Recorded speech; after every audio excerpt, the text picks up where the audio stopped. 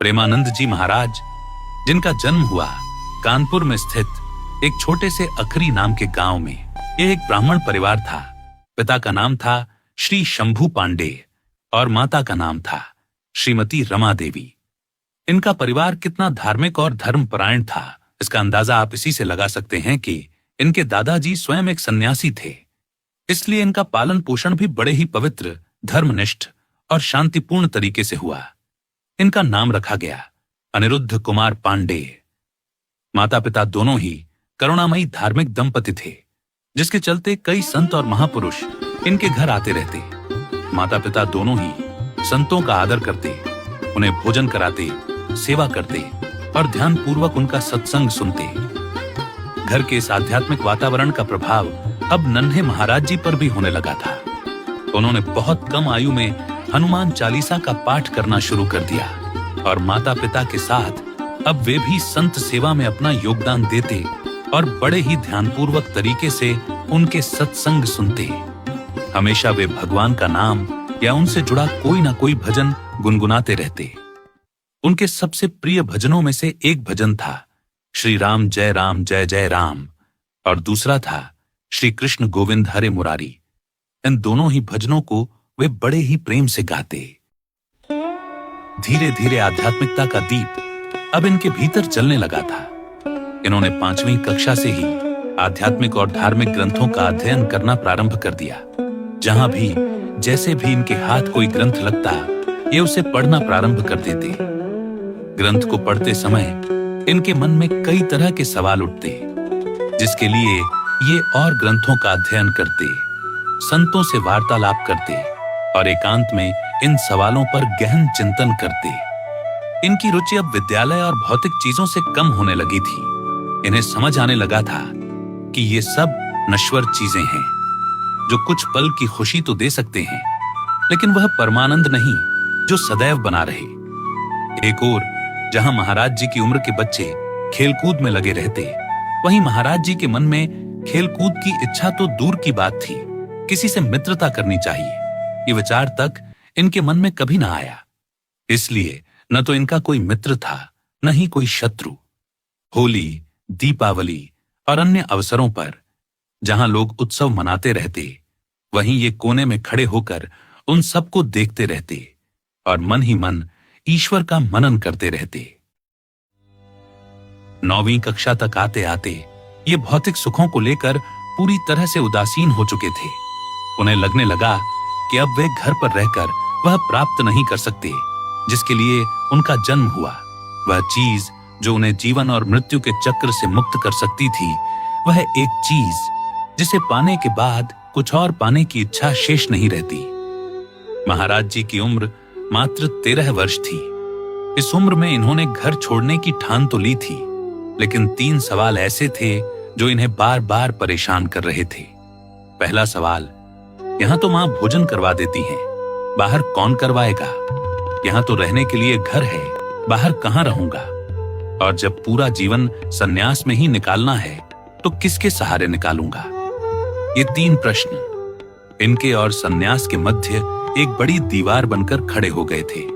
घर से निकलने के लिए इन्हें यह दीवार कैसे भी करके तोड़नी थी। इन्होंने इस सब के बारे में बहुत चिंतन किया।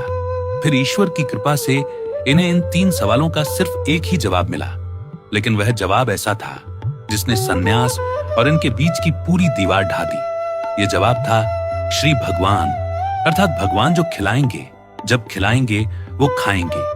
भगवान जहां रखेंगे वहां रहूंगा और अब सिर्फ भगवान के सहारे ही पूरा जीवन व्यतीत करूंगा। इस तरह से अपने आप को पूर्णतः ईश्वर को समर्पित करके इन्होंने घर छोड़ने का निश्चय कर लिया। रात्रि के 3 बजे थे। सब गहन निद्रा में थे। महाराज जी उठते हैं, मन ही मन परिवारजन को प्रणाम करते हैं और ईश्वर का नाम लेकर अपने घर का त्याग कर देते हैं। साथ में सामान के नाम पर थी सिर्फ कुछ चीजें, जैसे एक छोटी सी भगवत गीता, एक बैठने के लिए आसन, एक पीतल का लोटा और एक चादर। महाराज जी चुपचाप निकले और लगातार चलते रहे। पैदल पैदल महाराज जी घर से लगभग 15 किलोमीटर तक दूर आ चुके थे। न कुछ खाया न कुछ पिया, बस चलते रहे। अब धीरे धीरे इनका शरीर जवाब देने लगा था, थकावट होने लगी थी और तेज भूख भी। तभी उन्हें नंदेश्वर नाम का एक शिव मंदिर दिखाई पड़ा, जहां ये विश्राम करने के लिए बैठ गए। महाराज जी को अब कुछ समझ ना आ रहा था। घर छोड़े अभी पूरा एक दिन भी नहीं हुआ और अभी यह हाल था। मन में अब शंका और कई तरह के सवाल आने लगे थे। आखिर कैसे मैं अपना जीवन संन्यास में निकालूंगा?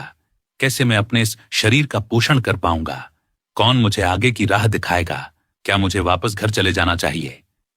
फिर मन में ही जवाब आया, नहीं, जो भी हो मैं मर जाऊंगा, लेकिन वापस नहीं जाऊंगा।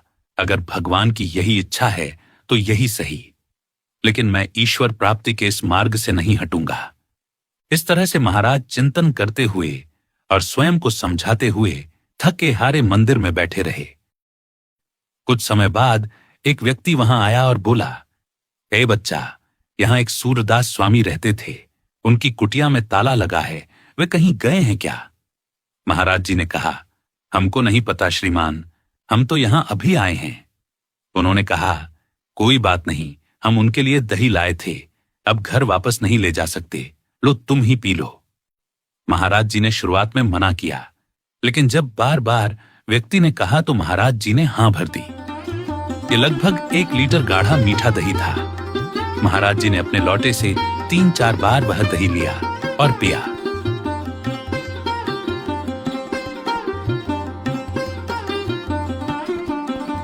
पीते पीते जब उनका पेट भर गया तो उन्हें महसूस हुआ कि जिन ईश्वर पर उनका विश्वास डगमगाने लगा था, वो तो शुरू से इनके साथ ही थे। वे व्यर्थ में अपने प्रभु पर शंका करने लगे थे। उन्होंने शिवलिंग को भक्तिभाव के साथ गले से लगाया और लिपट कर रोने लगे। यह दृश्य ऐसा था जैसे मेले में बिछड़ा एक छोटा बच्चा पुनः अपनी मां से मिल रहा हो। दूसरी ओर महाराज जी के परिवार ने देखा अनिरुद्ध घर में नहीं है, तो वे अति चिंतित हो गए और चारों तरफ उन्होंने पूछताछ और खोजबीन शुरू कर दी। 2-3 दिन बाद महाराज जी के बड़े भाई को महाराज का पता लगा। वे तुरंत उन्हें वहां लेने चले गए। उन्होंने जब महाराज जी से चलने को कहा तो महाराज जी ने सीधे और कड़े शब्दों में चलने का मना कर दिया। महाराज जी ने कहा, अब यह जमीन ही मेरा बिस्तर है और यह आसमान मेरी छत। मैं सन्यास छोड़कर इस सांसारिक जीवन में नहीं रह सकता। यह सुन उनके भाई वापस लौट गए। भाई ने सारी बात पिताजी को बताई। पिताजी तुरंत महाराज जी को लेने के लिए निकल गए। जैसे ही महाराज जी ने अपने पिता को आते देखा तो उन्हें लगा अब पिताजी के हाथों पिटना तय है। पिताजी का स्वभाव कड़क था। वे नंगे पैर खेतों में हल चलाने वाले एक किसान थे। इन्होंने न तो पैरों में कभी जूते पहने थे और न ही सिले कपड़े। पिता आए और कड़क आवाज में बोले, खड़े हो जाओ। महाराज जी चुपचाप खड़े हो गए। पिता ने कहा, घर छोड़कर क्यों भाग आए? महाराज जी ने जवाब दिया, हम ईश्वर प्राप्ति करना चाहते हैं। पिता ने फिर कहा, इस तरह दर दर भटकने से ईश्वर नहीं मिलते। ईश्वर साधना से मिलते हैं, जो तुम घर में रहकर भी कर सकते हो।